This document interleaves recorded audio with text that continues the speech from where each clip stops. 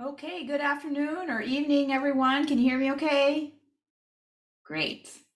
All right, nice to see everyone. Lots of people here today. Love to see that. Hope it's a nice day where you are. I'm just making sure I got everybody in from the waiting room, and we'll go ahead and get started in a second. Oh, and I even see someone with my last name. That's lovely. No, I know. Hi there. So nice to see that. Okay. And as always, if you can keep your mics on mute just to avoid any disturbances, and if we'll have questions at the end and we can always unmute if necessary then. So thank you for that. Okay, well, yeah, nice to see everybody today. So today we're going to be talking about vibrato, which is why I think there's a lot of people here, because it's such one of our favorite topics as flute players, I think, to talk about. I think it can also be a very elusive and confusing subject to approach, whether it's your self as a player or as a teacher. Everybody comes to vibrato in a slightly different way. Some people sort of learn it naturally, or the teachers, well, just, try to do something or move this, and, somehow they end up with it, and in a series of trial and error, you figure it out. Some people teach it in a very distinct way, so there's a lot of different of approaches and possibilities, and I think that's why, we might get some confusion, or it might be a goal that we have to kind of spend a lot of time honing in on. So I thought it would be good to talk about today. So we're going to break it down to a bunch of different things, like who, what, when, where, why, how, and all that good stuff. So who uses vibrato? Well, you're probably thinking like in the flute brain sense, right? So yeah, flute players use it and clarinet players don't use it. Okay. What I mean is, before we even think in that way, let's think of the origin of the word to vibrate, or the verb to vibrate, right? It means to turn, to oscillate or vacillate. And I even saw a definition that said to tremble ecstatically. I kind of liked that one. That was kind of fun. We can even think of it in another way. What does it mean to like vibe with someone or something? Like, you say, oh, I really vibe with that person. That means, well, actually in Spanish, they say, oh, hay onda, or tiene onda, means like there's like a wave, there's a vibration. It means that you connect with them. We're going to remember that word for later because it's important. In fact, all humans use vibrato. Even right now, if you listen carefully to my speaking voice, it has a rise and fall of pitch that sort of goes in a cyclical motion, right? So when we speak, if we spoke with a flat line tone like this, it would be completely without any emotion or anything like that. And it would be hard to vibe with someone when you were speaking with them, if their tone of voice didn't have any kind of motion in it, right? So now let's talk a little bit about what is vibrato. So for me, vibrato is a cycle of movement. It's a changes of motion resulting in a change of pitch, dynamic, or the timbre of the sound. Just like I'm speaking to you, sometimes my dynamic gets a little louder, sometimes the pitch goes a little up, sometimes it goes a little down. Sometimes the tone of voice changes. That's going to depend on the words I'm saying, what the feeling and emotion is behind those kind of words. It's basically the same when we play flute. We just have to connect with that. So when we learn this stuff as a child, when we speak, right, and everything, we learn emotions. We don't really learn emotions, we just feel them, right? And we know that we're not analyzing what happens. But when we learn vibrato on the flute, we have to kind of analyze what happens, and it becomes sort of an unnatural process before it becomes natural. And sometimes the more we can connect back to our intuitive processes, the better we're able to understand. So there is some analysis involved, but it connects back to an intuitive mindset.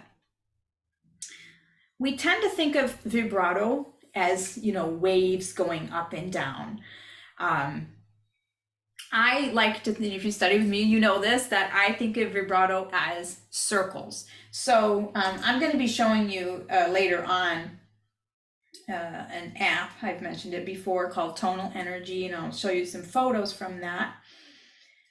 If you go on that app, it will have an analysis feature. It's a tuner, but this center line here, so if I were to vibrate, you'd see the lines. I'll show you the photo later. But for me, we have to imagine that that wave is not like a one-dimensional, but rather three-dimensional. And if it were like oscillating around that center line of the pitch, and we'll get to that in a moment too. Kind of imagine like a heart rate monitor. Nobody wants a flat line. That would be bad. Nobody also wants one that's like so jagged and quick, right? That would also probably not be very good. Like, you want something generally steady, but with various degrees of motion depending on your activity, right? So sometimes it's good to get our heart rate moving a little bit, right? That's good. That's representation of life. Sometimes it could be representation of like physical activity, or it could be, you're nervous or whatever, but that's part of life. That's movement. Or when you're more at rest, it might be a little slower. So it's the same with vibrato. We don't want the same speed like consistently, like all the time. That would be like a little bit boring too. So we want to avoid the extremes, of course, unless it is an extreme situation musically perhaps. But in general, if you kind of can keep that visual image, it's very similar to like what your vibrato would look like on this app that I showed you. So why do we use vibrato? Vibrato can add beauty to the tone. It can change the sound characteristic, whether it be adding more depth. Maybe you want to have a little bit more shimmer on top. Maybe you're trying to create intensity. It can help to prevent stagnancy in the sound or in the phrase. It gives motion to the line or to the phrase. It can help to connect intervals, whether they be close together or farther apart. Now, I think the biggest question for everyone is, how do we produce a vibrato, right? So now instrumentally, if you're a string player, you have a distinct advantage because you can physically see your finger motion and you can see how much you are changing the pitch or how fast you're moving or something, and you can really physically see that vibrato. Even take some wind players like saxophone, for example, saxophonists. They often use jaw vibrato. That's part of their technique. So you can physically, in a way, see that a little bit. Well, we do it internally, right? Some people may do it with their jaw bits or something like that, but typically that's not usually recommended for flute players.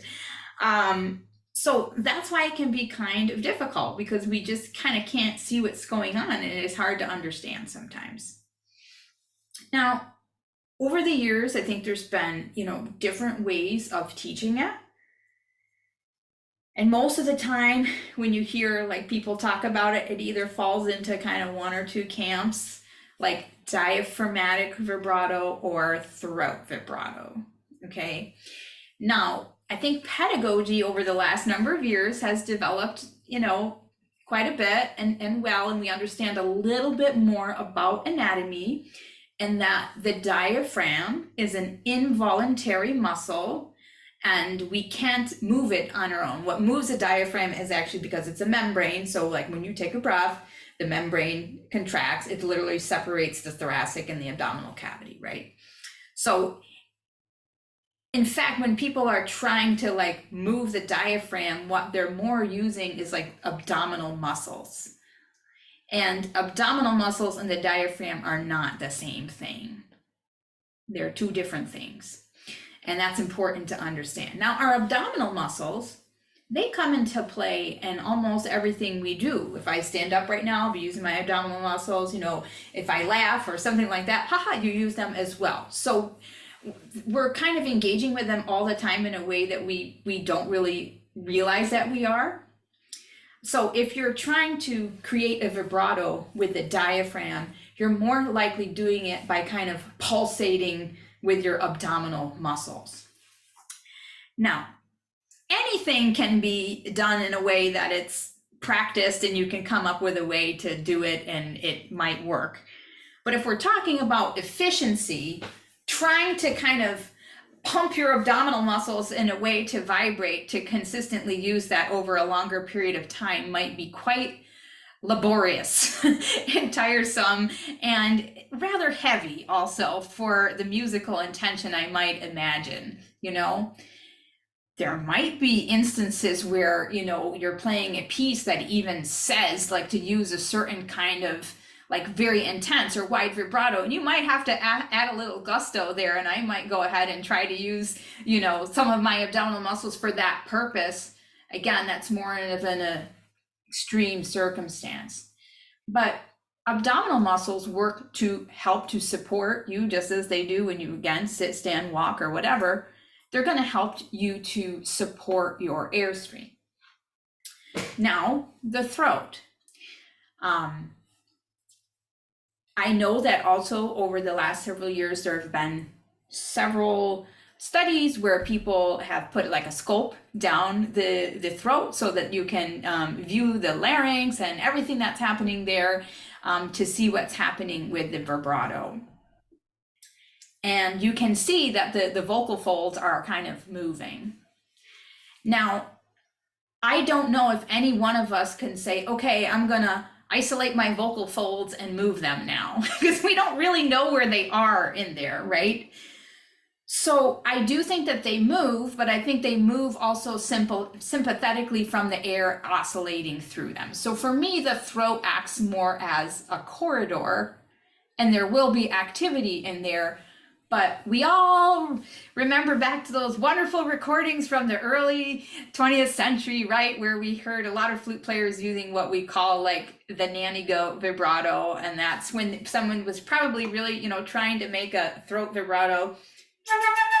And it sounded like a little bit like that. So I don't think the intention is with like, if someone is talking about a throat vibrato, is that it sounds throaty or goaty or very jagged or something like that. And, I've even, seen the classes and stuff where maybe people are trying to help a student get away from using too much of what would be considered a diaphragmatic vibrato. And they say, no, it happens more here. And they're, trying to get away from that.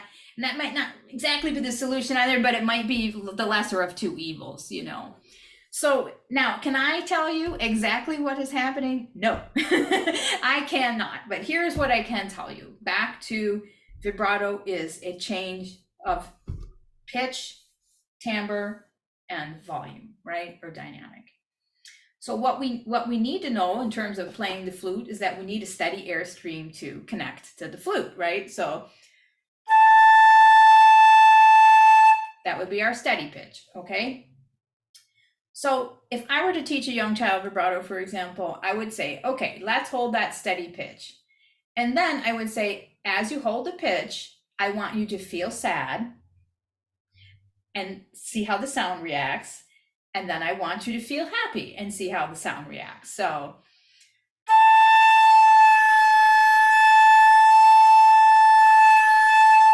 okay.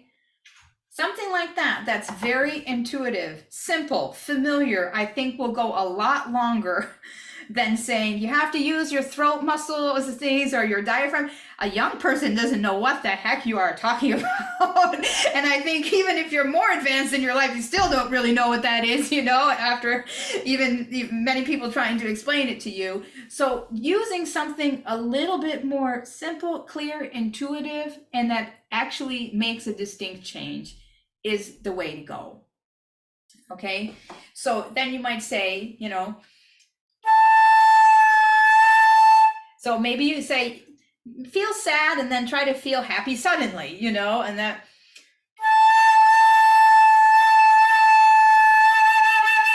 And then you might say, can you do it a little quicker or see, see what happens, But that for me is what I'm thinking about is not trying to isolate a specific muscle.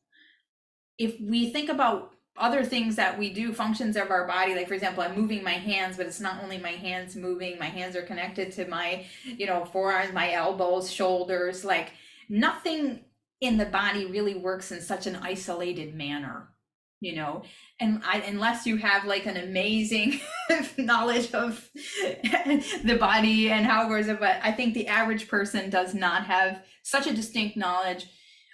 So to try to isolate something sometimes actually gives more tension to that area. So that's why I think sometimes when people are describing something that might be more considered like throat vibrato, is why it might sound a little tense, because they're trying to create some kind of function with the throat that is actually, usually what happens is you either use the glottis by closing off the throat a little bit, or like lowering the tongue can be the same thing, things like that. And it creates kind of a heavy shake, and it's sort of pushing the air against the flute rather than kind of creating that sort of spinning motion that we want. So again, just to kind of sum that up, I'm thinking instead of diaphragm or throat, I'm thinking more about my resonating chamber in my body as a wind player or a singer or something. That's going to be the chest, basically the torso. It functions just like, the soundboard on a cello or the piano or something like that. That's our physical resonating chamber.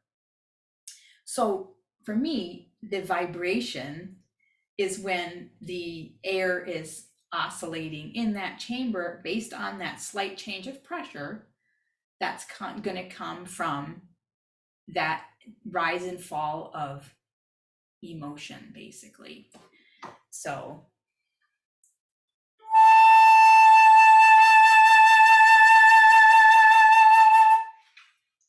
rather than maybe that would be kind of jagged and rigid, this might be more, I'm going to try to do like with diaphragmatic. I don't know even if I can effectively do it now. Where what that sounds like is another image you can use is if you've gone bowling, the bowling lane, and when you're a kid, they put bumpers in the lanes, so you won't, the ball won't, you won't lose the ball all the time. It kind of sounds like it's bouncing back and forth like off of the bumpers, because the ball really wants to go out of the lane because it has like such a force kind of pushing it, right? So that is not sustainable. So some of you have taken my other course that I've done before called Playing with Ease, which is all about playing efficiently, effectively, sustainably, and with that accountability. So for me, that's not sustainable. So if it's not sustainable, not efficient, not effective, that's a skip it for me. That's probably not going to use that method. Again, going to understand it because it might come in handy for some particular situation, but not probably going to be the most efficient thing.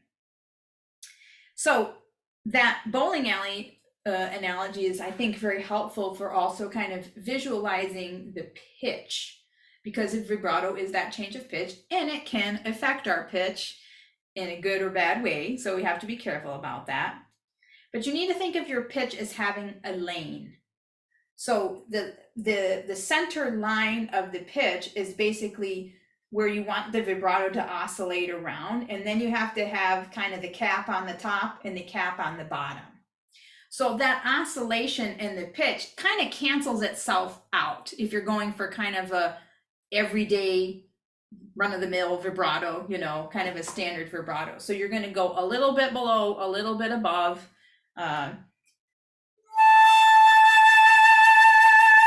So then it actually, you don't hear two different pitches. You hear an oscillation of pitch, but you hear that line of the pitch. So I have to understand where my parameters are. If I don't, that sounds like I have like a couple different pitches in there. I'm not sure which one is the main pitch, right? So kind of understanding what your lane is. And in fact, sometimes, for example, when you need to play like really with a big sound, really loud, maybe an orchestra or something, it kind of doesn't matter if you're going 20 cents sharp with a vibrato and 20 cents flat, is they're going to cancel themselves out if you keep that center line, you know? So you're going to be actually like playing really out of tune in a way, but it won't sound out of tune if you balance them out. I'm going to pull up those pictures real quick.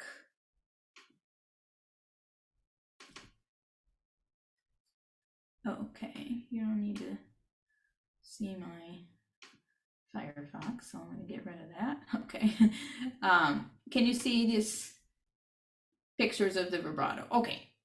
So the first one would be very wide and very slow. I only did that so that you can see like how it could go under and above and kind of create these peaks. But it always, the green part here, that means that's the pitch. So it always keeps contact with the center pitch.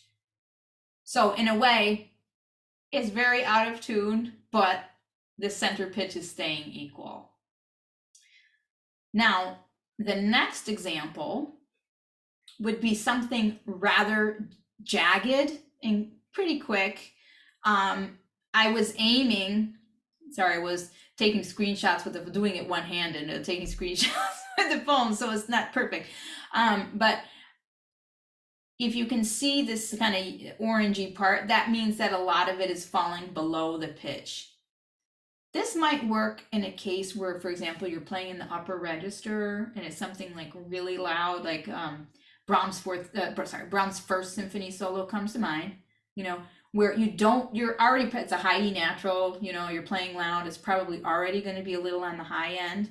So I'm going to shoot my vibrato pretty much all under the pitch. Pretty much the top of the vibrato stays right at the pitch. Okay. Now the next one here, this one is kind of I'd say like your everyday vibrato, kind of in the center, a little bit up and down, right? This one is kind of the same, slightly more above, maybe a little slower, a little wider, a little more relaxed. This one at the bottom, this one I was trying to do what I call like a peach fuzz vibrato. So it's just like a little tiny shimmer on the top of the sound, but basically stays right on the line of the pitch. This one I purposely like kind of started slow and low and then like kind of keeping it under the sound. This might be like kind of what we call like a dippier vibrato, where you hear kind of the loops a lot under the pitch. I should have done one that looked really sharp, but we're all pretty used to hearing that and probably can understand that would be up here somewhere. You know, the sharp colors would be purple if you saw that on your thing. So just to kind of give you an idea of what some like vibrato speeds and like pitches and stuff might look like. Again, this is the Tonal Energy app, and it's the analysis feature that I use on that tuning device. So it's really helpful to be able to kind of visualize that, you know. I find that most often flute players do vibrate typically more above the pitch, unless somehow I find that it's very interesting because string players vibrate more just like only below the pitch. It doesn't sound like that when they're playing, but that's how they do it physically. And I find that flute players that have string players in their family tend to vibrate with vibrato that's more below the pitch. It also has to do with, I think, a lot with your native language and culture, like the natural expression. Let me stop the screen share now. For example, and I mean this only in good fun, I'm not poking fun at anybody or anything like that, but for example, a British flute player's vibrato might be slightly lower because the inflection of the sound goes down a lot in, you know, British English or something like that, where in Italian, and I'm from an Italian family, so Italian might be a little like more excited and like sound very operatic all the time, right? Because that's very similar to the language. So I do think that there are some like, you know, some generalizations like culturally that sometimes that do happen and come out through the vibrato. I think that that's something very interesting to look at and to study and to think about how you can use that in your playing, because you might be playing like a French piece or something, or an Italian piece, and you might want to use a little bit more of that style. So just because it comes, like the same thing with articulation, just because it's kind of comes innately with you doesn't mean that that's what you have to do all the time. But you need to know like, oh, that's kind of the general tendency, and this might be where I need to modify it so that what might seem natural to me, it might not be the most natural thing for the music. So we always have to kind of keep an eye on those things. In general, we never want vibrato to sound like we're you know, standing still and someone is shaking us, like you know, like this, or it's like a zap or something like that. And in a little bit I'm going to go through some like common vibrato mistakes. I don't like to use that word, but maybe some common vibrato habits that they often hear. Because now let's talk about like when to use vibrato, right? So a lot of people complain that flute players use too much vibrato, but I usually think that it's because we don't use it as effectively as we could. And it just, you know, because they don't like it, they just say, oh, that's too much. And you could be using basically the same amount, but if it were more effective musically, then they wouldn't think it was too much in that sense. A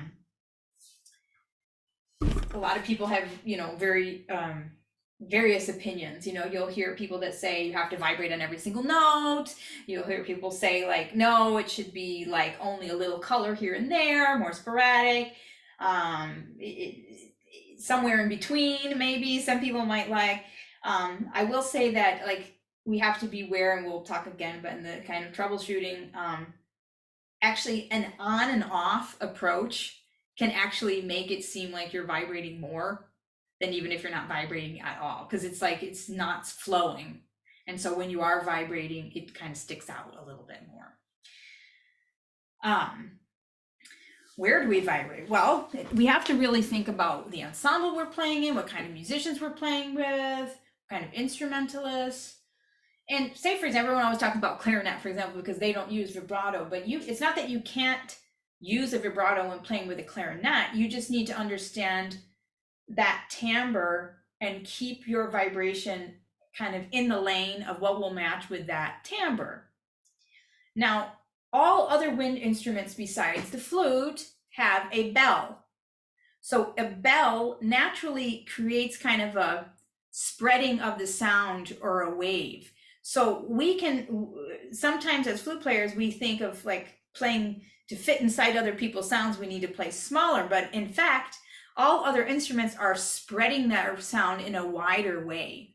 So we want to, again, make sure that the parameter of our sound is wide enough to blend, and then keep the vibration closer to the center. And that will help you to not, again, kind of hit the walls of the sound, which will not blend very well with whomever you're playing with, right? With string players, you might be able to vibrate a little bit more because they use more vibrato maybe than a horn player or a trumpet or something like that. Brass players do use vibrato, but I think not as constant as like string players, for example. Piano obviously doesn't have vibrato, but in a way, the strings are vibrating, right? When you press them, even the pitch changes slightly from when the key is pressed and how the tone kind of rings over if the pedal is on. So in a way, it's creating that lane of that pitch again, that creates a vibration. And we have to understand that when we are vibrating. So if you've listened to flute players play with piano, one of the common problems is going flat at the end of phrases, right? Especially when playing with piano. Well, the piano pitch rises a little bit at the end, so we have to follow that. So if we're vibrating And sometimes at the very end of a long note, for example, we might taper out the vibrato, right? Because we don't want it to kind of keep shaking while there's no tone there. If the piano is rising a little bit,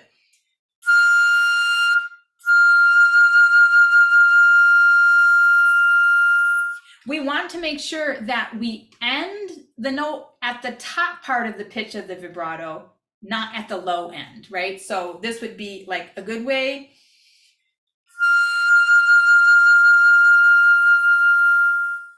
This would be maybe undesirable.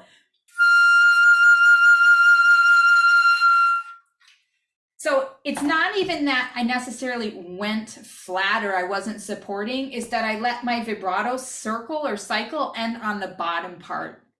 And when the piano pitch is like not going down, that's going to sound like you're really flat in comparison. So sometimes it's not even like a support issue, you know, of, like I said, the airstream. You can still go flat in terms of the vibrato if you don't kind of support to the right part of that vibrato cycle. We have to consider the acoustics we're in, right? Sometimes, you know, depending on the hall, it might be a little different. You might have to vibrate a little more, a little less, you know, and that's something you can't really tell until you get into that space, but that's something that we might have to adjust sometimes. So let's talk about some of those like common vibrato habits or issues. I'm going to use just the opening of Daphnis and Chloe for flute solo as an example. I'm going to skip the scale just for time's sake, because I'll do it several times. So the first one would be what I call like little in the middle. So I'm not vibrating the beginning of the note and I'm not vibrating the end of the long note either, because I've got to move my finger. So I do something like,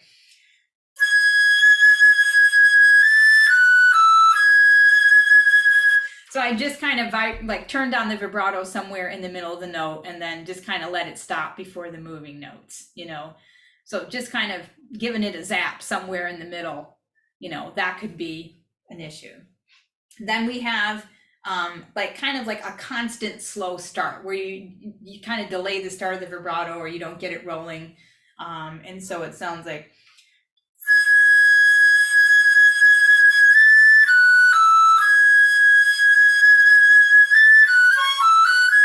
something like that, okay? Now, doing that sometimes might be fine, but again, if it's kind of a habit and you do that the same way on all long notes, it becomes quite predictable and it's not really supporting the flow of the music, right? So, you know, we tend to think of that vibrato in terms of like being a sound function, but it's very much a function of the phrase. So these are some examples where the vibrato, even though it might be like okay for the sound in some circumstances, might not be supporting the phrase. Another very common one is stopping the vibrato when the fingers start moving. So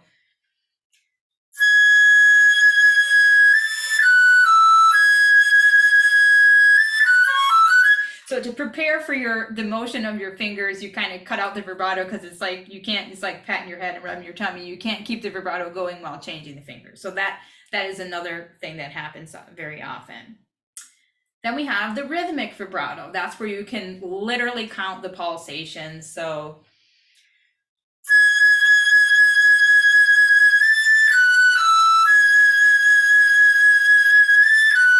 something like that, where it sounds like you're almost counting with your vibrato. I hope this is coming across through the microphone. Is that okay? Good. Sometimes it's hard to give those details, but that is something that you generally want to avoid too. You don't want the vibrato to take on its own rhythm musically, you know, where it's not really supporting, again, the feeling or the line. Again, it's going to be very predictable and very annoying, you know. You don't want people think a good vibrato is when people don't think about it too much, like what you're doing. Okay. And then there's what I would call maybe the incessant vibrato. Maybe you're trying to vibrate on every note because your teacher told you to, so it just kind of sounds like,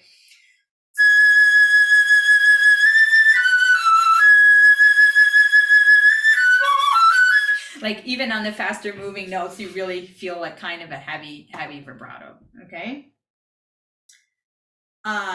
Then you could have like vibrating the long note, but having like very dead sounding moving notes. So it would sound like,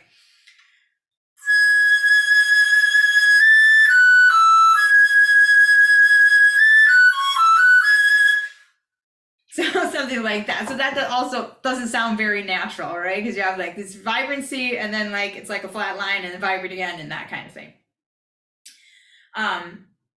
So now what would be a good vibrato in this situation? Again, I don't think it's about fast or slow, but I think in this case, since we are on a long note and we are going immediately into moving notes, we want the vibrato to kind of roll directly into the moving notes. So the moving notes and the long note are seamless, you know, so something like this.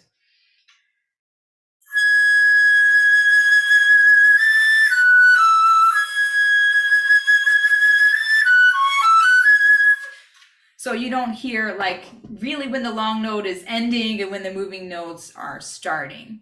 Now here's the question. Did I vibrate the moving notes? The answer is yes, but I tried to smooth it out a little bit.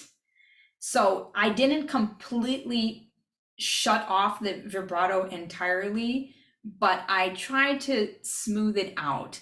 So in general, instead of thinking about, you know, just like vibrato or not or whatever, you want to have a vibrant tone. And it shouldn't sound that, if you have a vibrant tone, it shouldn't sound that different whether you're using vibrato or you're not using vibrato. So what I would do to practice is I'd play, you know, non-vibrato and then try to make them sound as similar as they could sound. So this would be non-vibrato.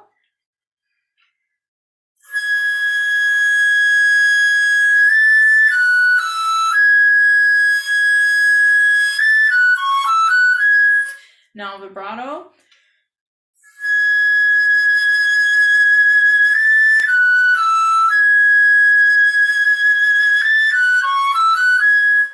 Hopefully the phrase intention was the same.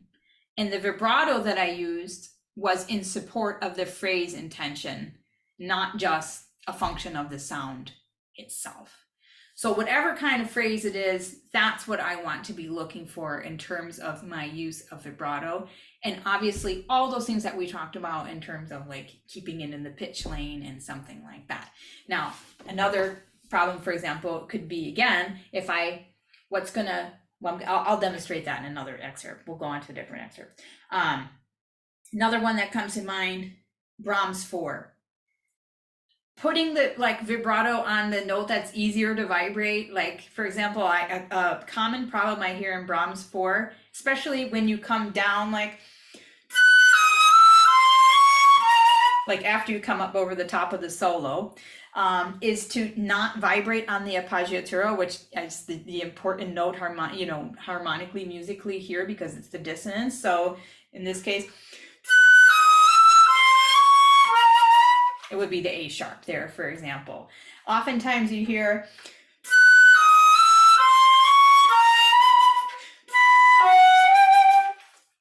so you hear someone not vibrating the expressive note harmonically, which would be the appoggiatura, which would be in the first note is A sharp, or F sharp after that, and vibrating the resolution just because it's a little easier. So the correct way would be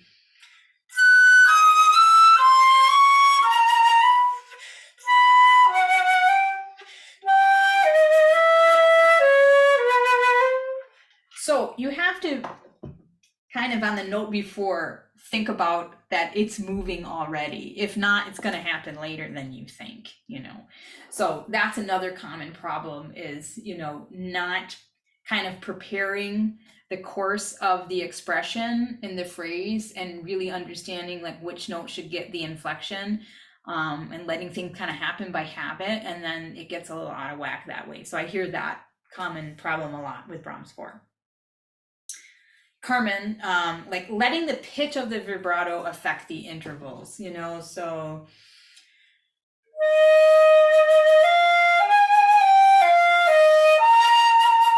like I just did kind of a dip on that B flat, so I kind of started at the low end of the vibrato on that B flat, so it's going to make me sound out of tune. It's going to sound like my intervals are not in tune. I just hit the wrong part of the vibrato.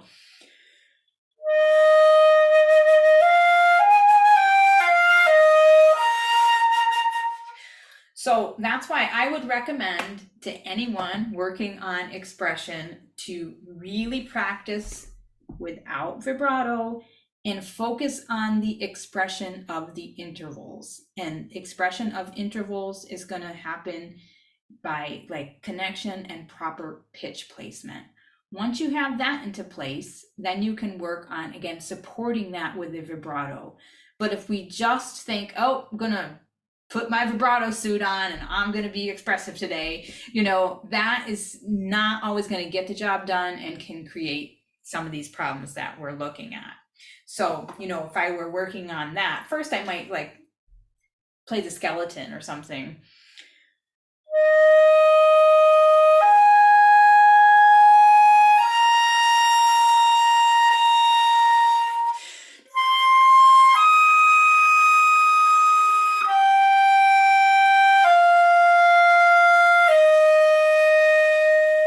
That would be kind of a basic harmonic skeleton. I want to make sure that those intervals are in tune.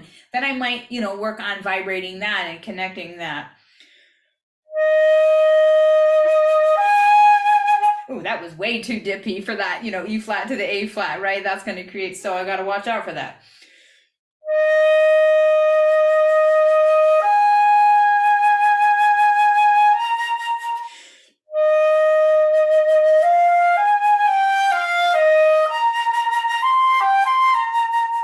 Something like that.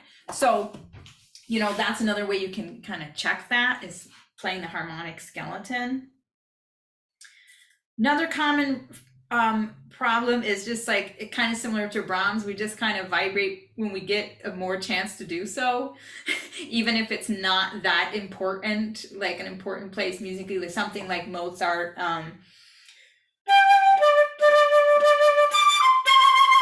Like really like overdoing it on that C natural, because that's like our first longer note where we can kind of let it rip, with the vibrato, but that might not be like, the best place musically to do so. Those are some of the most common problems I think I see like in vibrato usage. Vibrato is a personal thing. Again, everyone is unique, so their expression will be unique to them.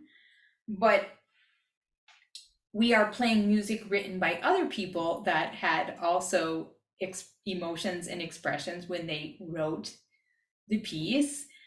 Also in various contexts in time and history that had different styles and different art at the time, and all sorts of things. So we do want to have a range in our abilities with vibrato, and we want to be able to be flexible so that when the music is asking something of us, we're able to do it.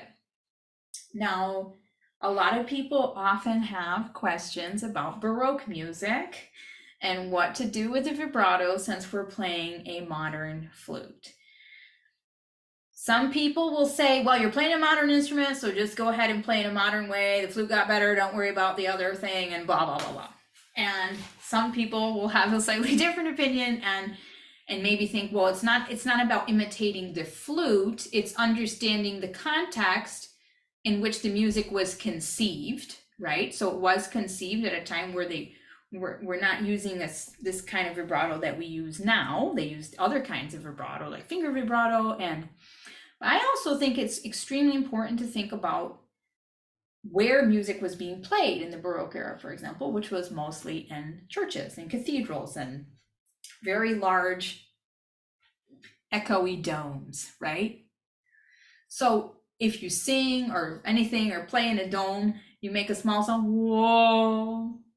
It creates, again, it's like that, almost like a vibration in itself.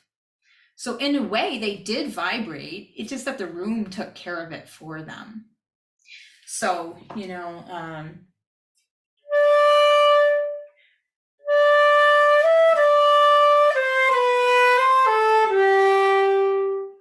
something like that. Now, that's not a flatline sound. If you go back, if we're in the hospital, I'm still alive. I didn't play.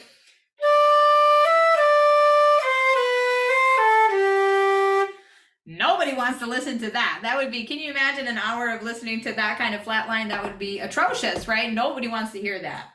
But for me, it would also be just as bad as hearing, pardon me,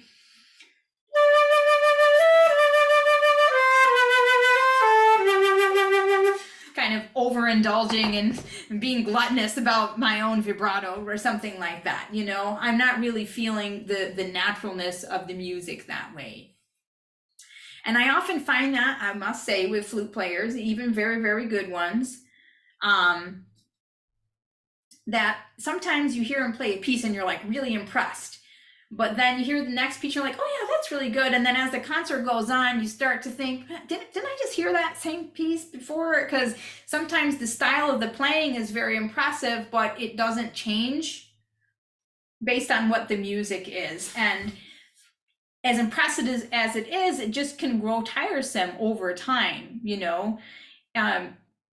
It's kind of like going to a museum, an art museum. Like there aren't, well, maybe there are some museums that are just like one paint. Well, for example, I can think of a place, and maybe some people love it, but it's the Rothko Chapel in Houston. I don't know if you've ever been there, the Mark Rothko Chapel in Houston. But it's only like the walls are just Mark Rothko stuff, and it barely looks like there's anything on them. And I remember like sitting in there and staring at it, and I thought, what am I have no idea what I'm looking at. It was just like, it almost looked like they forgot to hang the paintings up, because it was like just various slight shades of like the same color, right? And I don't know, maybe some people could sit and meditate that with a long while, but for me, I was kind of like, okay, So usually when we go to a museum, right, the museum has various sections, right? You might have like the impressionistic section, and then you might have a slightly more modern section or something like that. Even within like a modern art museum, you're going to have different kinds of art, right? So we kind of want to think like we're giving a tour through the museum. It's kind of like time traveling when we perform, right? If we're playing music from different eras, we're giving a tour through the museum of musical time travel. So that's why it's very important to have a certain flexibility in the expression, which has a lot to do with vibrato. So I think you can play very expressively with Baroque music without using vibrato, but still having a vibrant sound that has motion and inflection based on the actual like harmony of the music. I think that's very important. Now, just to talk a little bit about practicing vibrato, it can be tricky because, there's, depending on where you're from, I think it also has to do with, like, for example, in Europe, students might go to like conservatories, which are like kind of community music schools, basically, like more fancy ones when they're younger, and they usually grow up singing in choirs, and singing helps a lot, and they might just have like a more natural vibrato, and then it might not be taught. Whereas this is just generalizing, I'm not saying that it's always exactly this way, but in the US, we might have like methods like, okay, let's start by 4 pulses and like practicing vibrato and rhythms and stuff like that. So can you practice vibrato and rhythms? Absolutely. And I've done a lot of it in my life, but the end game is not to play with a rhythmic vibrato. The reason to practice vibrato rhythmically is just to get control over what you want to do with it. So I recommend that if you're going to practice vibrato and rhythm, you're able to do it like 3s, 4s, 5s, 6s, and 7s, and then be able to go back and forth between various, so you're not only doing it in 4s or something like that, where you kind of just get stuck playing it the same way out of habit. So I like 5s. I think 5s are good because they roll a little bit more. They're slightly uneven, and you have to think a little bit too, like to coordinate that 5th pulse. So, but again, that's not the end game. So if you're doing that, like this would be 5s.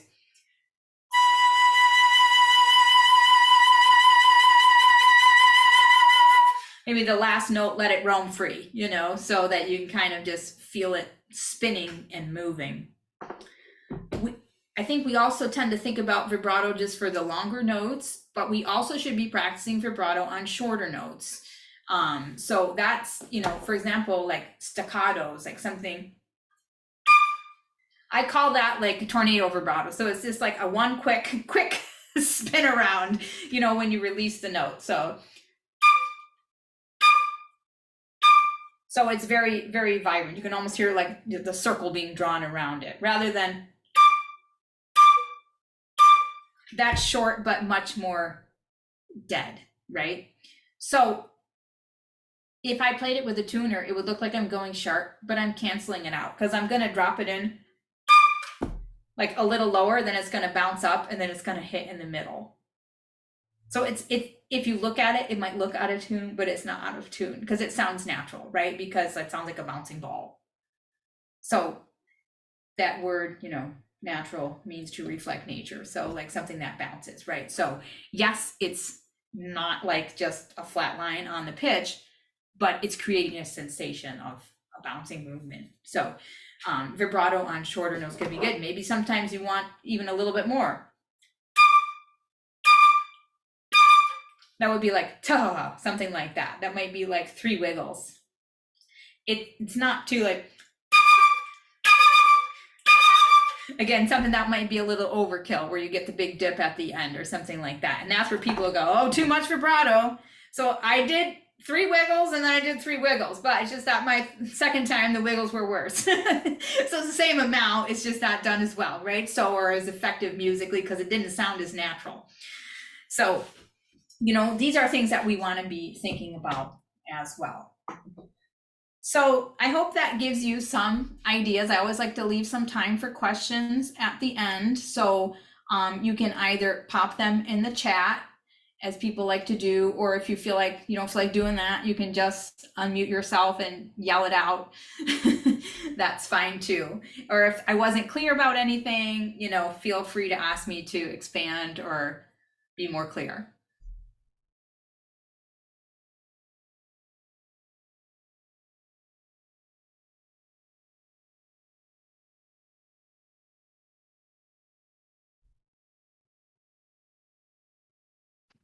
What are some exercises that you would do for those short little circles of sound? If you're, I've heard lots of varying exercises for the long vibratos and speeding tempo up or rhythmic stuff. But these short little circles of sound, how do you get there? Yeah, I would probably start without the tongue.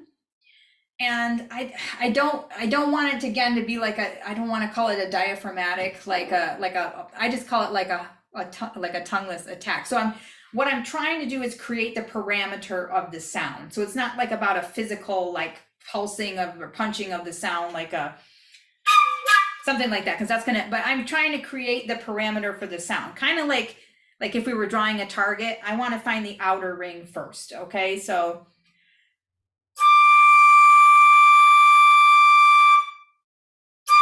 and then I might try to hit like the bullseye of that,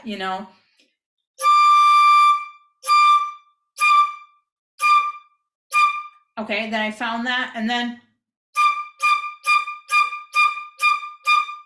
I'm doing it without the tongue, okay? And then I would add the tongue, and I would try to see when I add the tongue that the sound doesn't change at all. So you could hear when I added the tongue, but the sound characteristic didn't change. So that's how I'm practicing. It doesn't really matter, method books are wonderful, but all they're just kind of doing is organizing material in a different way than the other guy, right? So it's all the same, and you don't really need a method book to practice this kind of stuff. They're all wonderful. I'm not saying anything negatively about method books or anything like that, but what I'm looking for when I practice is, what are my variables?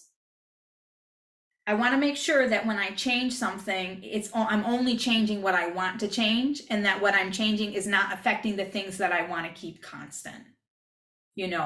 So with articulation, that's why I find we often kind of think too much about the tonguing aspect of it, but not enough about the sound aspect that we're trying to achieve. So that's where I'm going to leave the articulation point at the end. So I'm really making sure that that articulation aspect is actually corresponding to the other aspects of the sound that I'm trying to create. So for me, it's more about whatever exercise you're doing. Again, it's like vibrato, non-vibrato, something like, or non-vibrato, vibrato.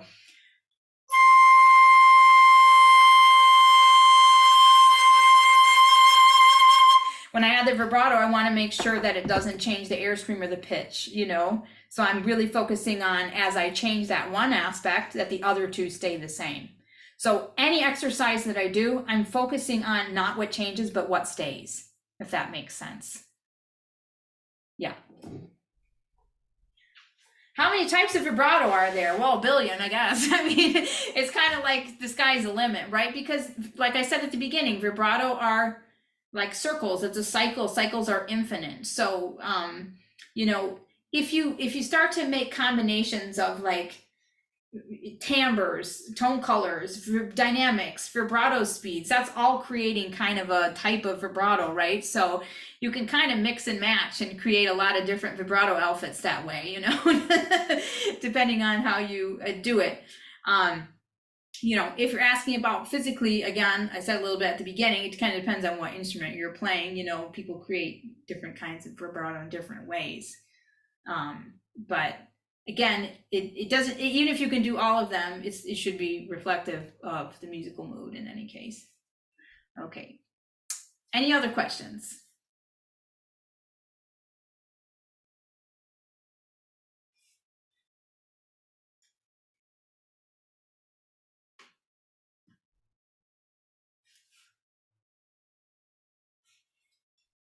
We usually have lots of questions. I thought I'd have lots of questions about vibrato.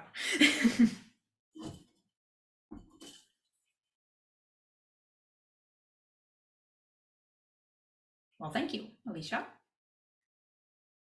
Yeah, I in a way, it is a complex topic, but it's not as complicated as sometimes we want to make it, as with most things.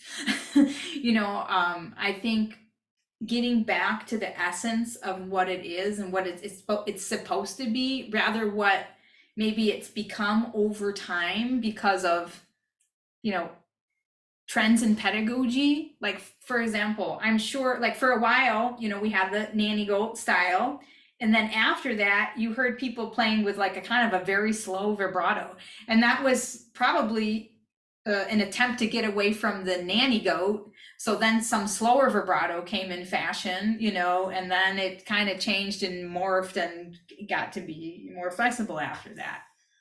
So sometimes trends in pedagogy go on for quite a while.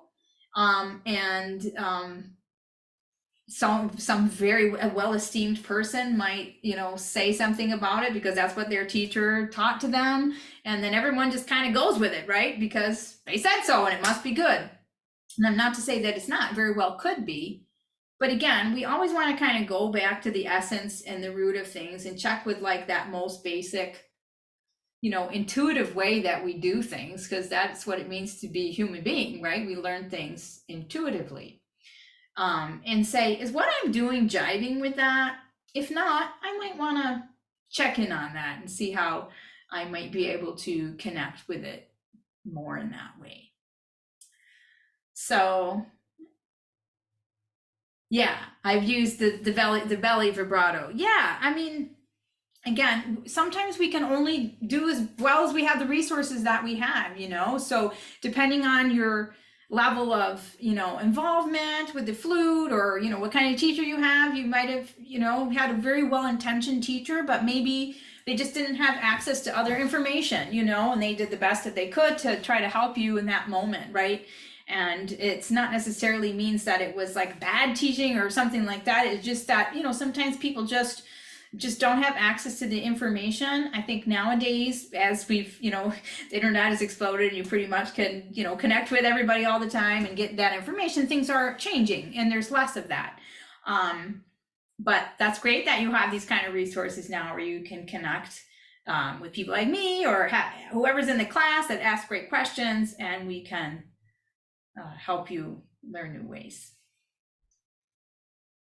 Great. Well, I think that's all we had for questions for today. So I hope everyone has a great rest of your day, and nice to see you, and I'll see you for the next one. And if you'll be at the NFA convention in Phoenix, I'll see you at that. So, all right, take care, everybody. Have a good evening. Bye-bye.